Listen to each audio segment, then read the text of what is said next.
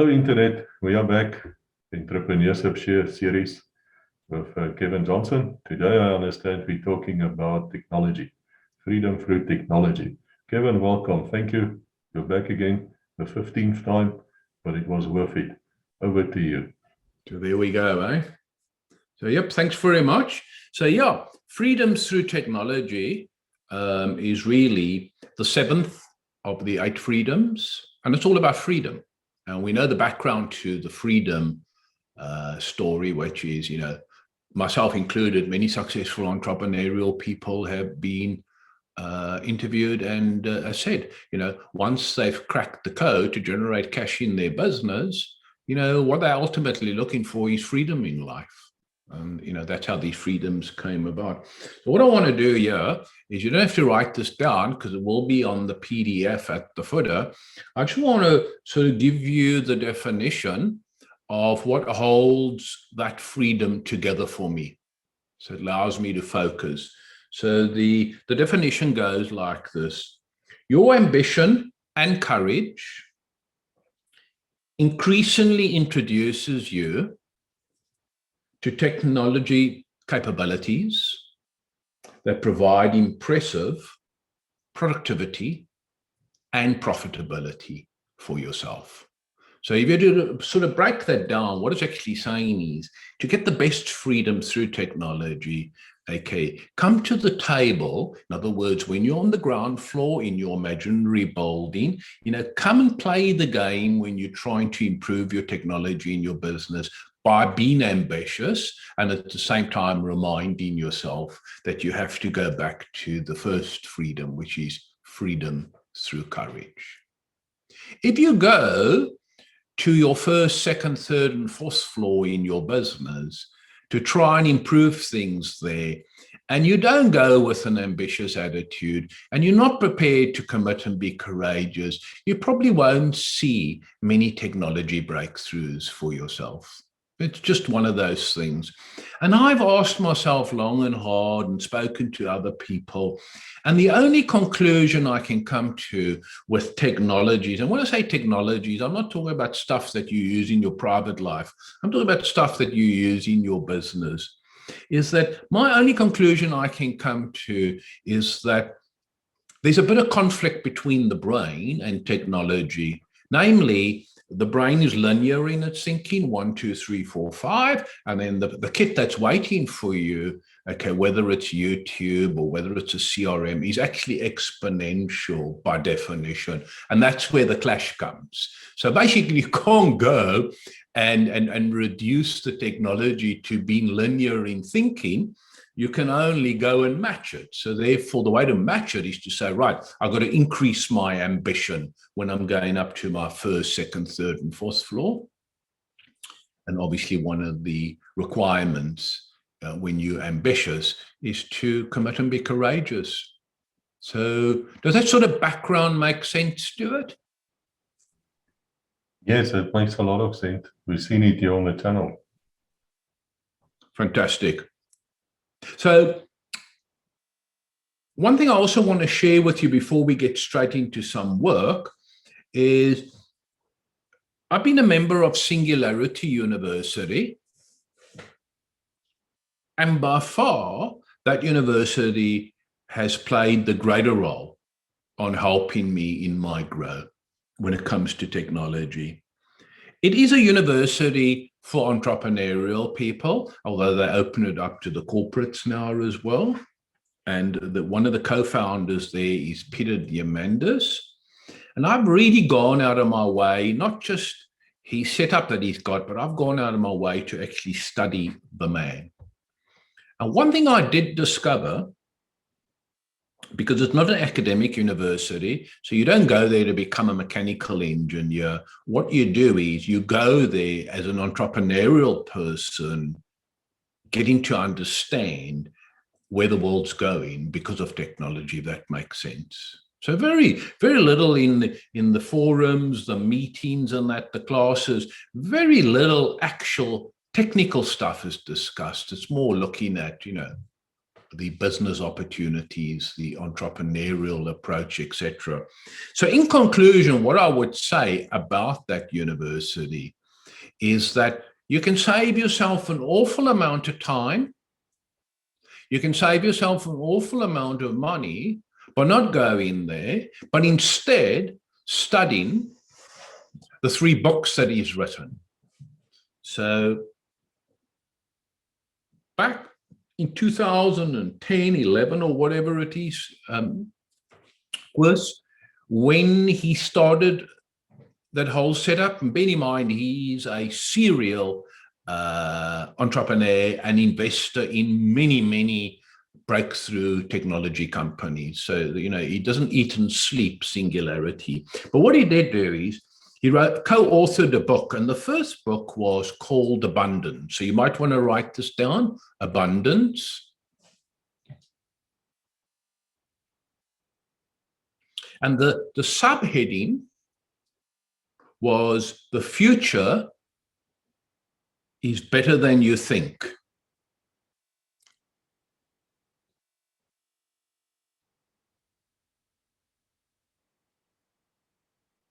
So what he went on to explain in that book, obviously, are things like these abundance of water, it just gets mismanaged.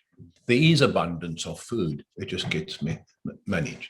Okay, and the technology breakthroughs that are coming or have already come, and the future technology breakthroughs, has proof that we will be able to live longer, so on and so forth. So what he was wanting to do in the first book is to just prove through data and interviewing people that the future is bigger than and better than you think.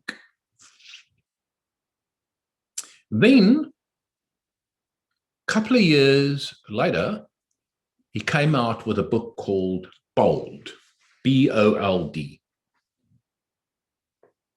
And there he was starting to give you the templates for going bold.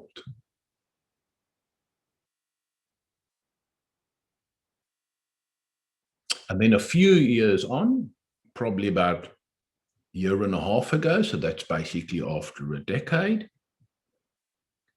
he came out with a book that is The Future is Faster Than You Think. And this book was actually written before COVID. Obviously, with COVID, it got millions and millions more agreeing straight away that the future is faster than you think because of so many changes that happened during COVID. Now, here's the interesting take. The reason why I say study these 3 books and it'll save you a lot of time and a lot of money is because of the co-author. The co-author on all 3 books is Stephen Kotler, K-O-T-L-E-R. And he is the guy that specializes in mindsets. And then right up in that first book, I realized if you don't have the exponential mindset, if you don't have the abundance mindset, if you don't have a massive transformative purpose, you might not get as much out of the technology, regardless of the type of technology that you're embracing. So that will save you a hell of a lot of time and money by just simply studying the 3 books. I go back to those 3 books regularly. So, I'm past just reading the book. I'll go back. My grower will tell me, this is a goal I have, why I want it, what I want. This is the result I'm looking for. And then I go, right, so where must I now go? And then I remember, oh yeah, chapter 15. I go back to 15 and I study it there. That makes sense. And if it's not in the books, then I just go and search it on the internet.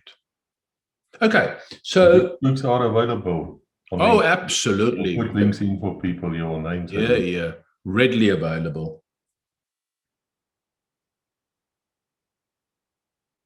Right, so what we're going to do is I've put a definition on this PDF at the bottom, and it's the definition of the word technology. So you're not going to find this anywhere on the internet. I just came up with my own definition for technology, and that is technology is just teamwork that's been made automatic.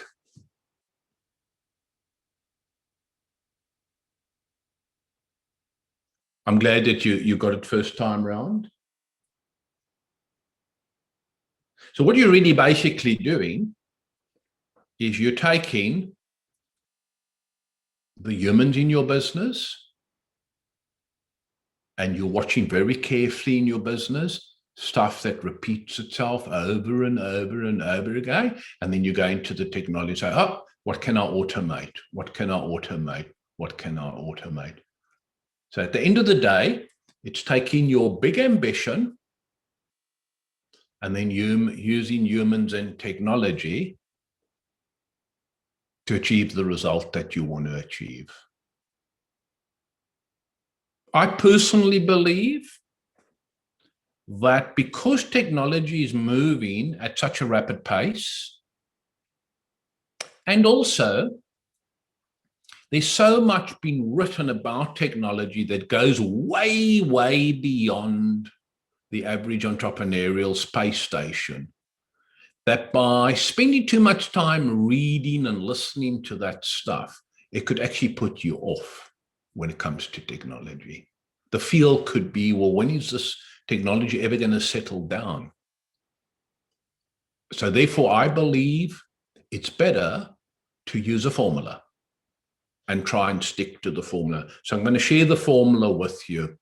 The formula is a combination of what I've come up with and what I studied in the 3 books. And it goes like this. So if you could maybe grab a sheet of paper.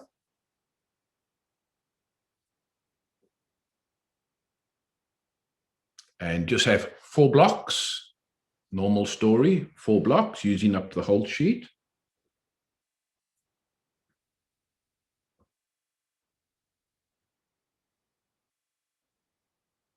Okay, and what we're going to go through now is a thinking tool to help ambitious entrepreneurs. I don't know whether this would help entrepreneurs, but what I do know is it helps ambitious entrepreneurs to measure their technology use. So that's the first point I just want to stress before we commence. Okay, similar to the college library, it's important that you create a technology library. And the reason why I say that is that you're not then giving the brain the impression that you're starting some new formula.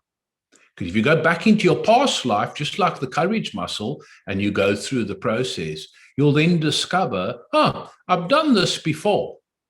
And the brain likes to know that.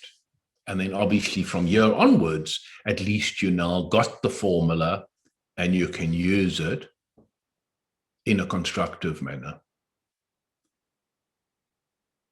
Okay, 2 more points I want to mention before we climb into it is that if you don't have clarity in your business, then technology can actually accelerate confusion in your business. You remember, the technology is exponential by definition. So if you're going in there not having a level of clarity, you could end up with a mess.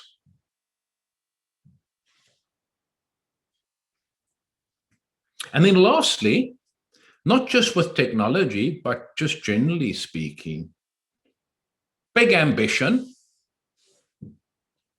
more so today than ever before, big ambition keeps you safe. Because everyone around you is making an effort to accelerate what they're doing. That wasn't necessarily the case 20, 30 years ago, because it was more of an equal footing. But the way technology is being embraced nowadays, okay, you're going to be seeing more and more ambitious people around you. That's just the nature of the beast. If you look at right at the top, you see how the Amazons of this world dominate their space, the Facebooks, the LinkedIns. And it's not just restricted to those at the top, it comes down as well. And, I can see it with some friends where they're saying, oh my God, there's things happening in my industry that until it became a competitor of mine, I didn't realize it actually existed. In the old days, it was very linear, so we knew exactly what was going on. Not only was it linear, it was also local, so that helped even more so to know what was going on. But today, all of a sudden, you're getting competition from abroad. Okay, so let's now climb in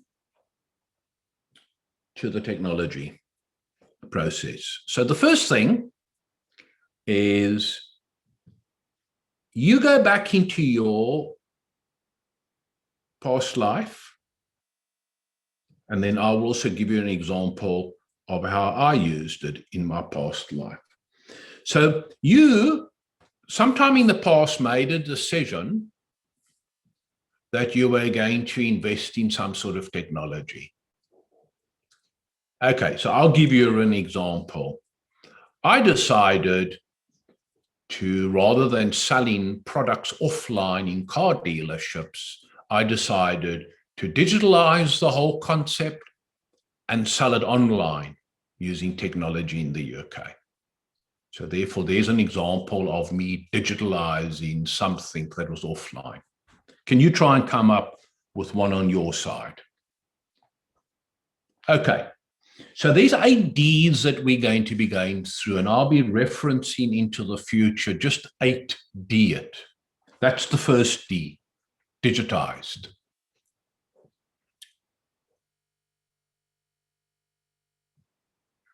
Okay. The second D, the word is deceptive. Deceptive, D-E-C-E-P-T-I-V-E. So when you invest in some technology, in money and time, there's going to be a period where you're not going to see the benefit of the time and money that you gave towards it. So in our case, we had this e-commerce website designed, taking up a lot of our time, taking up a lot of our money, and see no money coming in. So that's deceptive. Okay. So when you're ambitious and you invest in your time and money into technology, you must go through a period of deceptiveness. Because if there's no deceptiveness, there's no ambition in what you're doing. Okay, so now in the deceptive phase, there's normally 3 things that happen. And please do stop me, Quirce, if this is not making sense. So there's basically 3 things that I've come to discover when you go through the period of it being deceptive. So I would get insurance brokers, people in the car dealership saying, geez, Kev, you've done very well on dealership floors for 12, 13, 14 years. Now going and taking this thing online, don't you think you're wasting your time and money? But if you're ambitious and you have a big, bold purpose and all those other attributes that we've spoken before, you hang in and you continue to go through the period of being deceptive.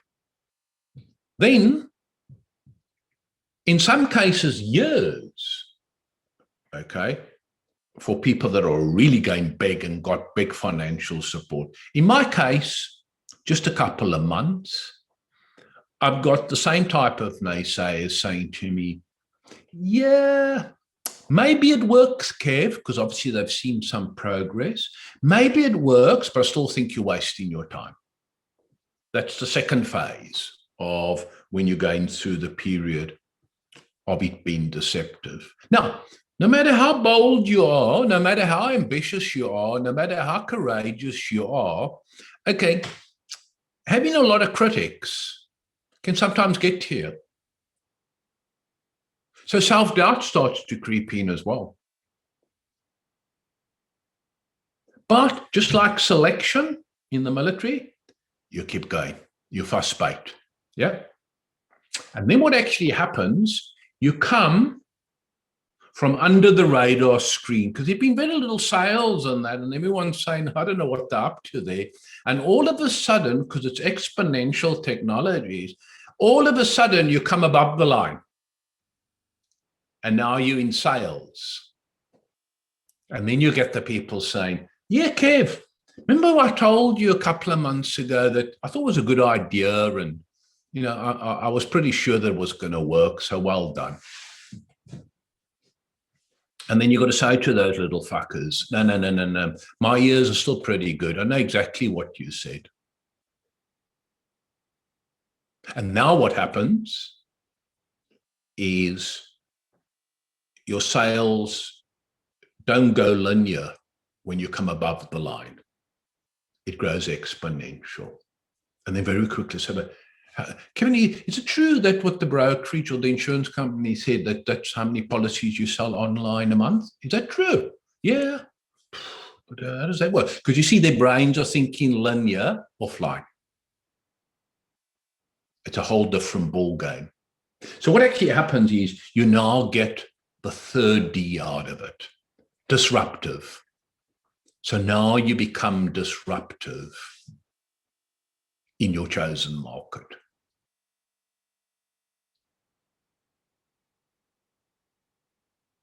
Right, now you can't rest on your laurels on those three.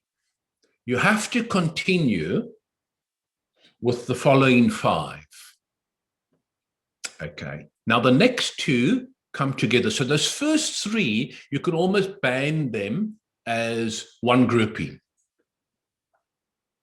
Digitize, deceptive, disruptive, okay? Then the next grouping, two of them.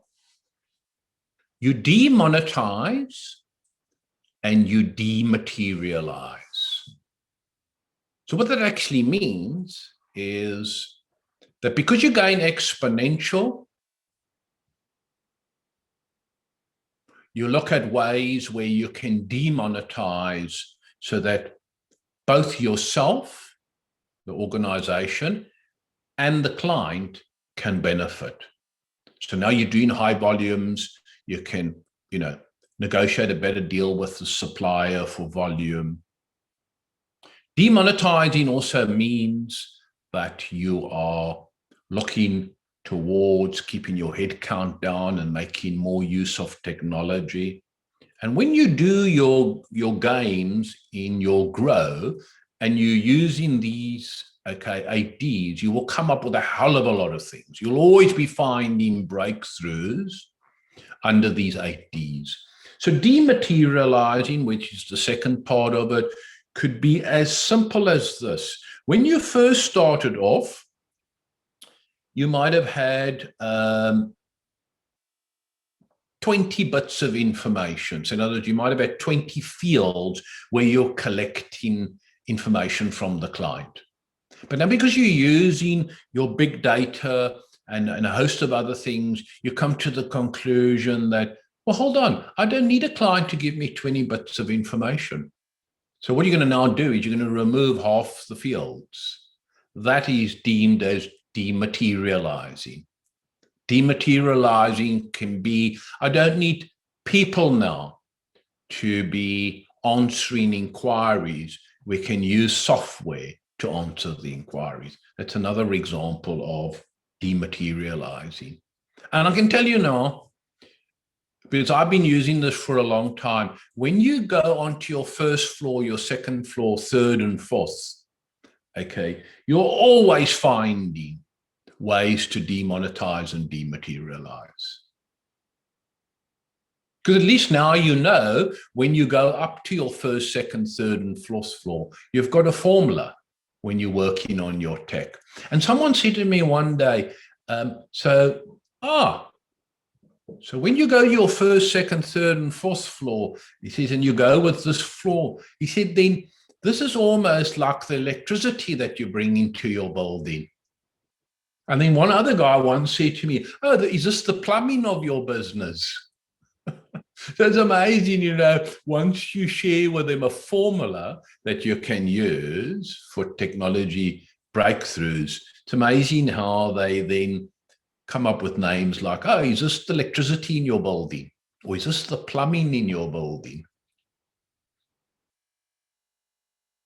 Okay, so it's demonetize and dematerialize. Okay, then what happens is we go to the next two that are grouped: delocalize and democratize. Okay, so as car dealerships, whether it's South Africa or here in the United States, you would buy your insurance type products like tire insurance and the various other insurance. You buy it there in the dealership. So it's very local. Now, by using technology, you're able to delocalize. You can start selling now nationally rather than in a specific dealership. So that's why that is part of the formula. You are now able to delocalize. And because you're picking up the volumes, and because you can now offer it to all people nationally, and in some organizations, they even go internationally, they've now democratized it. Not only have they democratized it by being able to sell it nationally, but because by nature, the whole concept is exponential, okay, and also they sell in high volumes, they can make it more affordable. And that's where the second D comes from, democratizing.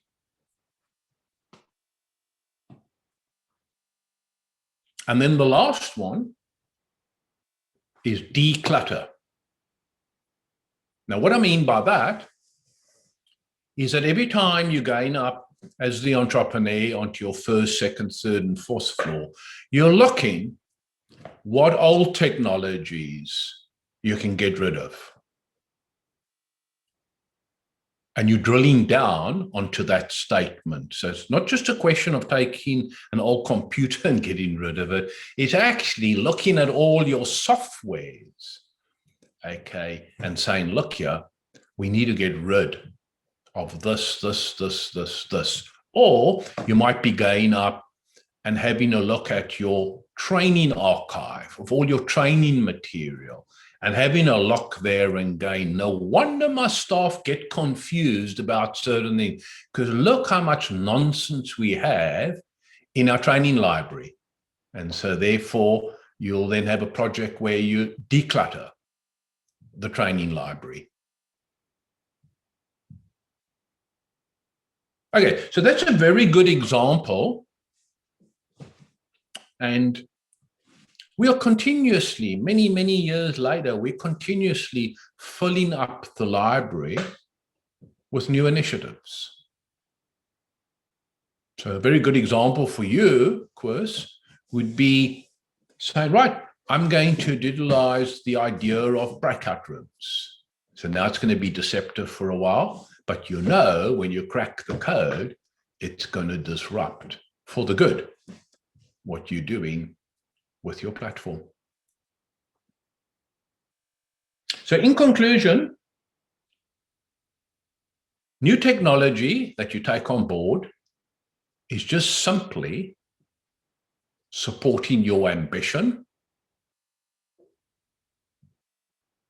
And that's what it's all about. It's supporting your ambition. And I want to use that word, okay, and highlight it. The word is ambition, because if you go in there with a low-level ambition, those same sort of technologies might not excite you. And so you would never get the best out of it.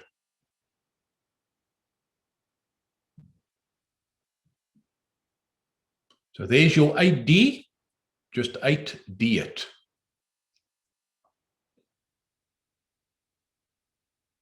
So that's it, Chris. Any questions? Yeah, that's fascinating to me, because without even knowing this, I did one thing. I got tired of talking to people all the time to explain what we do. In the sense, if somebody wants to come on the show, I have to take him through the entire, how do we do it, what you should prepare for. And so I made a small video, which I'm going to redo now because of this. And then people can go and watch that.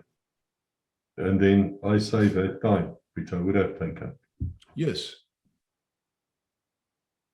I mean, you're on lucky the receiving end, for example, of that I did this quarter. Sometimes we work on big breakthroughs, sometimes it's just small. So you on the receiving end of my sequence of emails called Zoom Ahead. In other words, acquiring the right mindsets and approach towards using Zoom. Now that's a sequence of 10 emails. And then I got 2 others, which you'll be on the receiving end of. Okay, the one is how to become cash confident. And the other one is about selling on purpose. So collectively, they are about 38 emails. Now, rather than me just randomly speaking to you or to my staff about it, I did a grow. I came up with the idea. Now I go to the CRM. There's an autoresponder. I lay them out. I set it. Now I never have to worry. Those 30 odd emails all lined up, knowing exactly on what days it's going to go out to people. There's a good example of being able to do something exponential.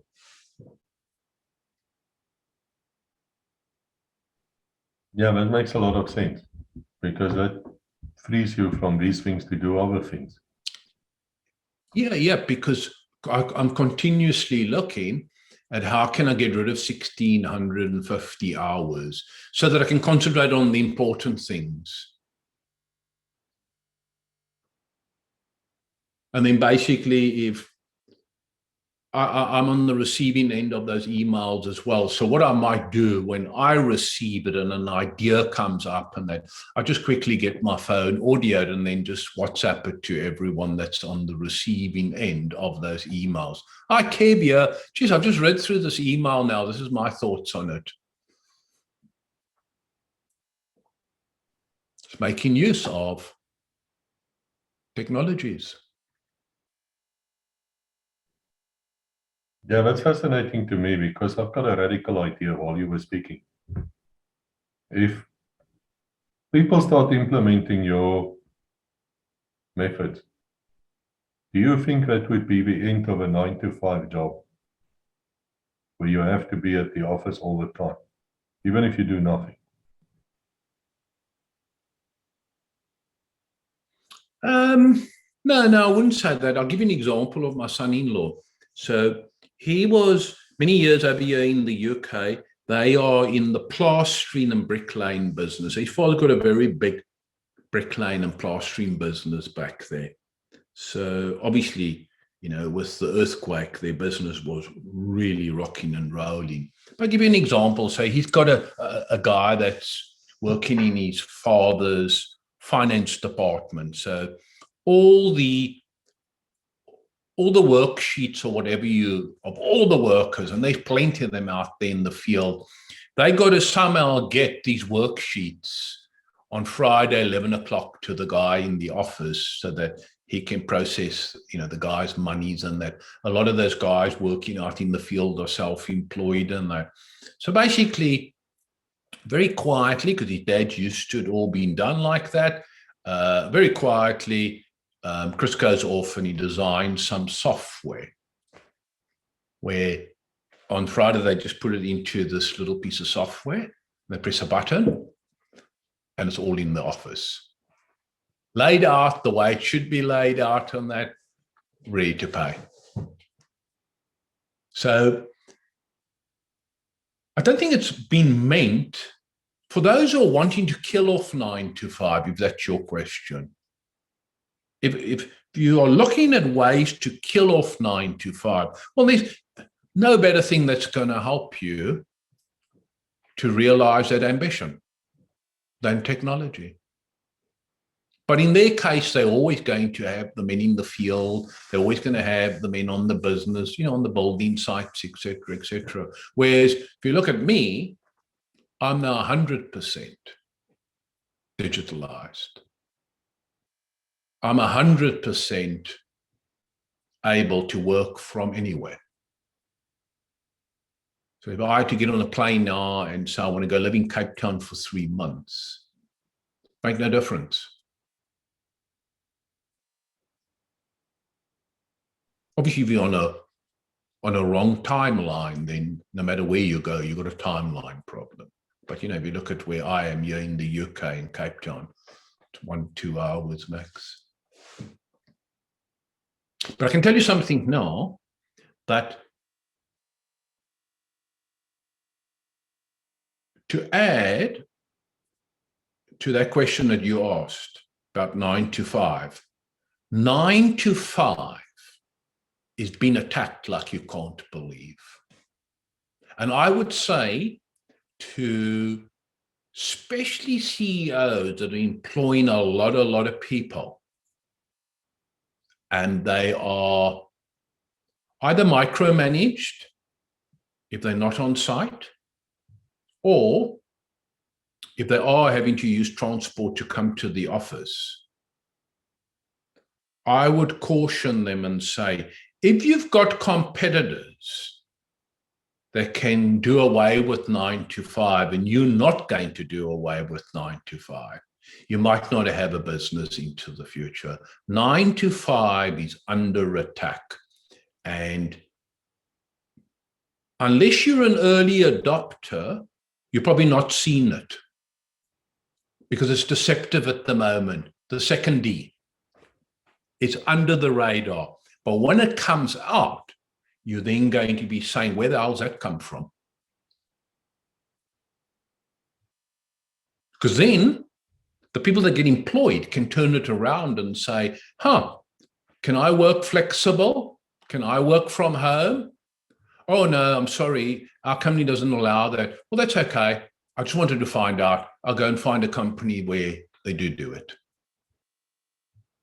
And whilst it's deceptive, you might say to yourself, oh, well, let them go look somewhere else. But once it starts to disrupt, you won't have that same attitude when you say to that person, go somewhere else. Then you might start saying, oh, I'm not necessarily getting the good people. So is that the sort of answer you were looking for? Because 9 to 5 can have multiple dimensions to it. Multiple. Yeah, it's not applicable to absolutely every type of job. I mean, certain jobs, you have to be, like you say, on the building site. Yes. But for those doing admin jobs and things, I don't think you should invest in the big offices anymore. There's no need. Well, you know what the CEO of Barclays Worldwide said? And he's at Canary Wharf here. I mean, you just go to see there. It looks like a campus. I mean, they got these skyscrapers, a few of them. And he said during COVID, this has changed his thinking completely. Now, it's quite amazing, because I would have thought a dynamic guy at the head of companies like that would have had the intellectual ability to see it long time ago that there's something coming. You didn't need COVID. But anyhow, hats off to him. He turned around and said, we're never going to go back to normal. And some people in conversation, why do you mean the virus is going to be with us forever? He said, no, I'm looking beyond that. I'm talking about the business. We're never going to go back to how it was. He said, because after all, we were wanting people, because, a lot of people in the UK and London commute by public transport. He was saying, yep, we are asking people to spend an hour, 2 hours to get to work so they can get to their desk and send emails to one another. Never mind clients. So they're making radical moves. One other big software company employs 85,000 people. He said he's invested in big buildings, etc. He doesn't see more than 15% of his staff ever at any given time back in the buildings. So they'll obviously sublease floors, etc. Well, that's a perfect example of technology. I mean, look at legacy. If we were not using Zoom or any program like Zoom, what would we have used? We would have been flying across the world, set up a studio, set up the cameras, fly back, do the editing at some place. It's just not efficient. Yes. Yep.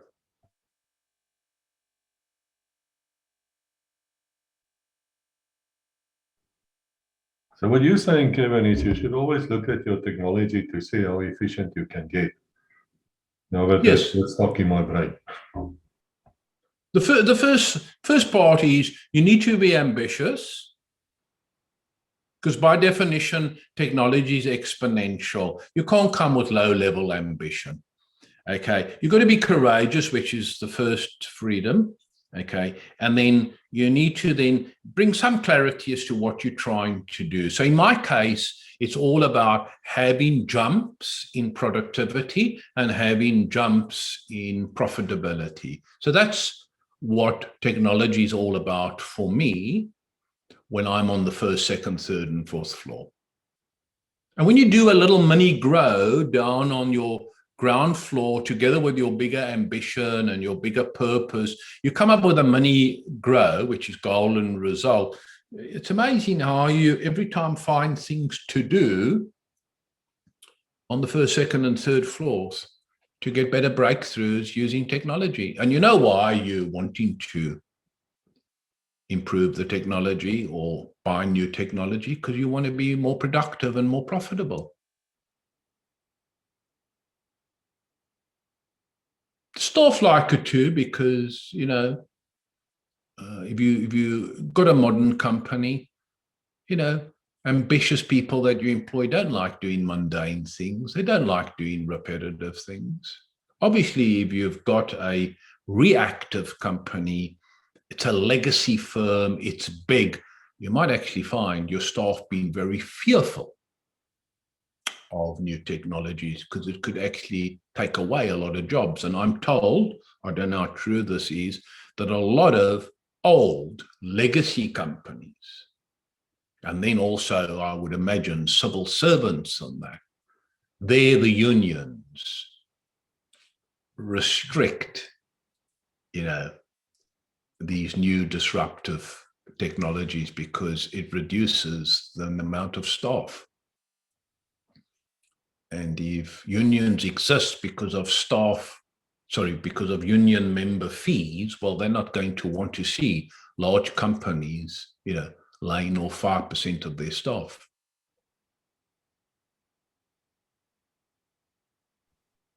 That makes a lot of sense.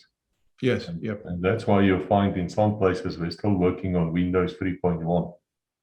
Yeah. They don't want to upgrade to the newer ones, and now they're running out of resources. Yes. Well, I saw something about, time does fly, so it could maybe be 3-4 years ago.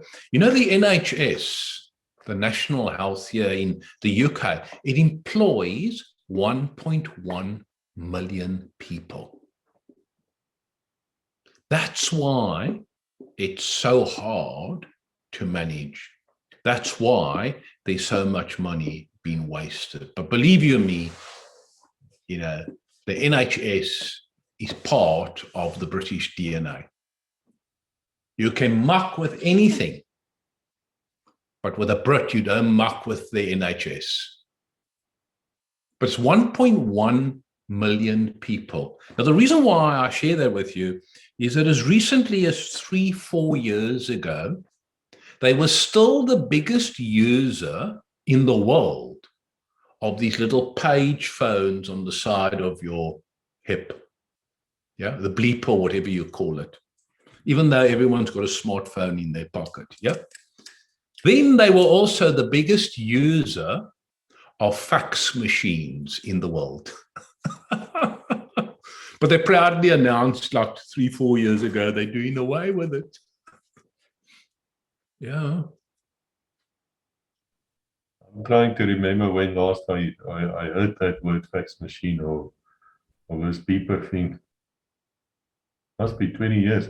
I was astonished when I arrived in Switzerland. I realized they do everything on paper. They are the most inefficient country you can imagine. If a guy comes to do a plumbing for you, you receive a letter from the agency on paper in your post box, and then it announces this guy is going to arrive tomorrow. They do not believe in anything else. It's mind-boggling. I have not received any bank statements from a bank since 1999 on paper. And then you get to this place and it's only paper. Nothing else. Yeah. And then I suppose too, I mean, we don't allow it, but because we don't have an office anymore, people will see a PDF. Oh, this looks interesting. I'll just print it and then read it on the train. But what I've noticed with the younger people, they don't print. They actually read it on their phone. So I would say that, print machines, paper and ink will always be around for a very, very long time.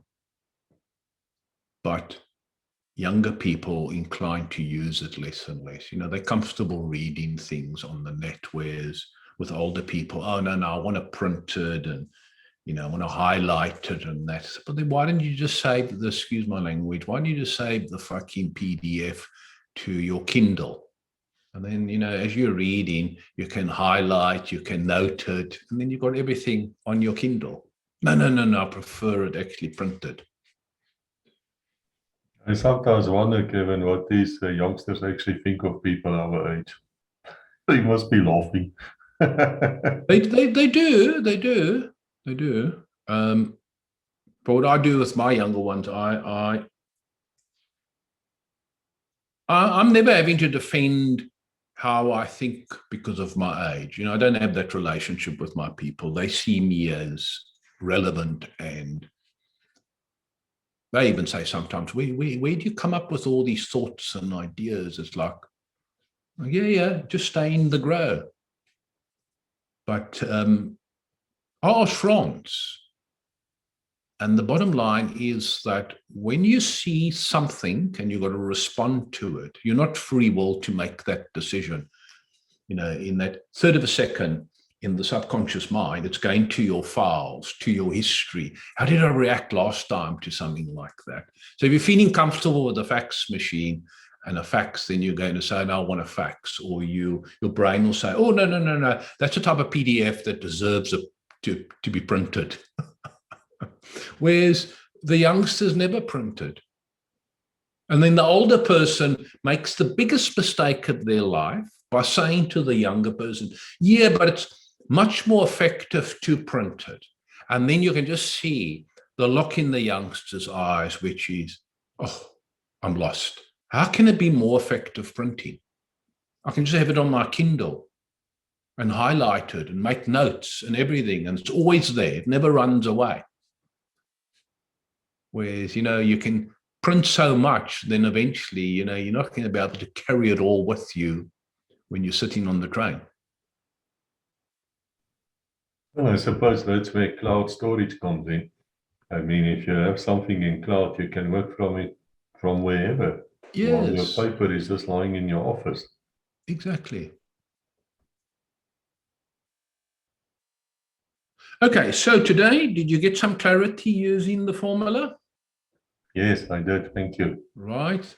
Did it give you some confidence knowing what you've already achieved using the formula and using the formula going forward, that you've now got something to work according to? Absolutely, yes. Yeah.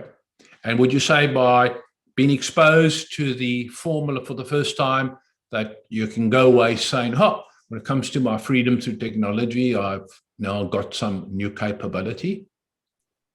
Yeah, absolutely, Kevin. I have to go and redo a video. There we go. Well, I say to the viewers out there, once again, all free. No one's charging anyone. However, down at the bottom, more so than ever before, our veterans associations would appreciate any form of funds through donations. Times are not easy for some of the veterans back in South Africa.